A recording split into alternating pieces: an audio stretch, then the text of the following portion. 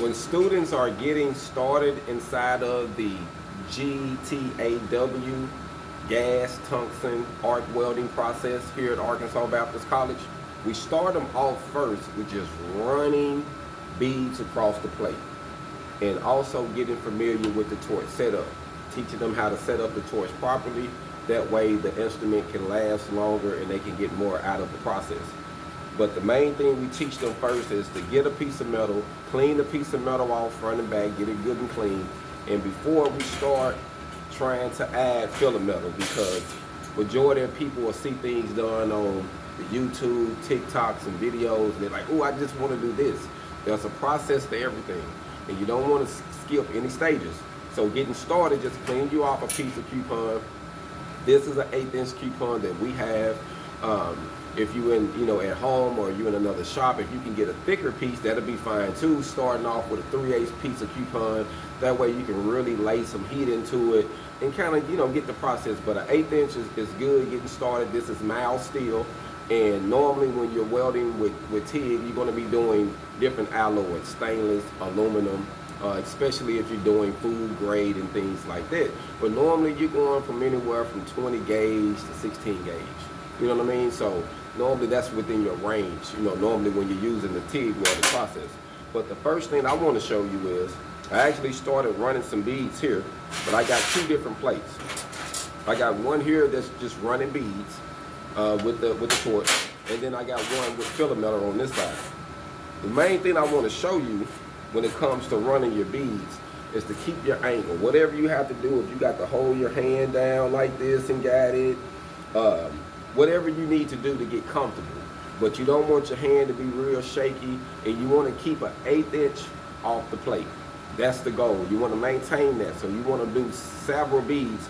We recommend that you would take this coupon, you would run beads on the front, you run beads on the back, run beads on the front, run beads on the back, until you get your consistency in. Once you get your consistency in and you understand it, then you can move over to the next process of adding some filler metal. So I'm just going to do a quick example to kind of go across the plate to give you an idea.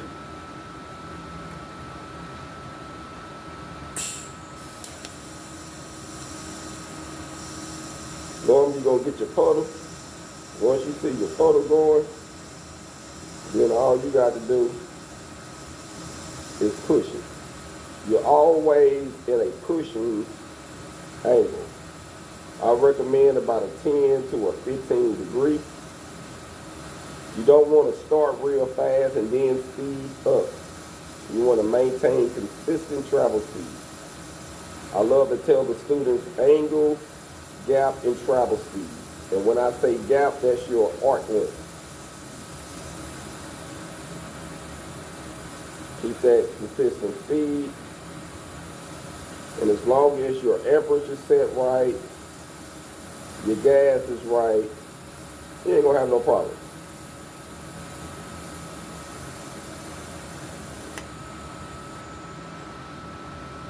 I got it on a post flow, so once I stop, it'll still give it some gas to keep from contaminating the tungsten or the metal.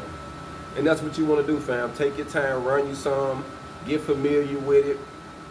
I've seen people start where they have their hand all. I wouldn't recommend learning like this because it's a lot of heat on this end. So on this end cap, on your cement cap, there's a lot of heat here. So if you got your hands like this, you're getting a lot of heat up close to it. I would recommend getting back, leaving your heat up here, learn how to control it from here.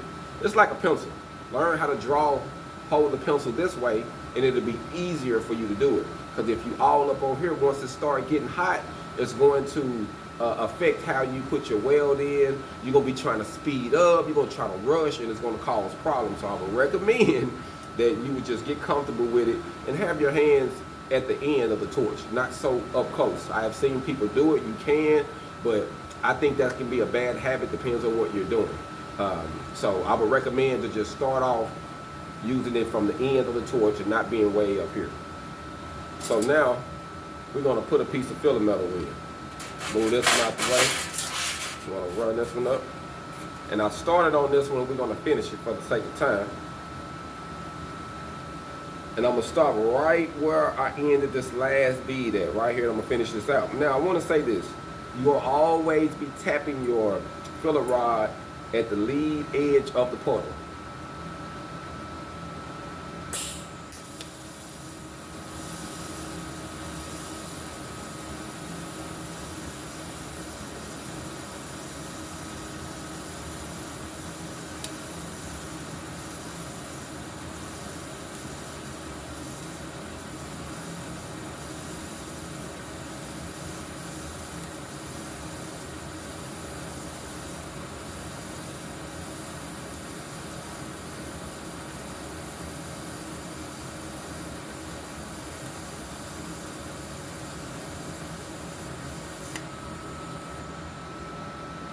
I always recommend students to repeat this process several times.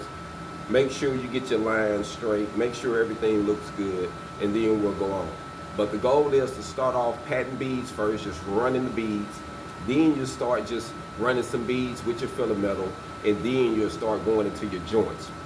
You'll start doing lap joints, then you'll start doing some corner joints, you start doing some edge joints, some T-joints, and then some butt joints, and that'll pretty much sum up the process. And then we'll repeat it from steel to stainless. You'll do the same thing. And I think after you do this in steel and stainless, you should be sufficient at doing this. And then the next stage will be learning how to read the blueprints, learning how to lay out and build things for yourself. But you got to get started, fam. Be blessed, continue to prosper. Hold on.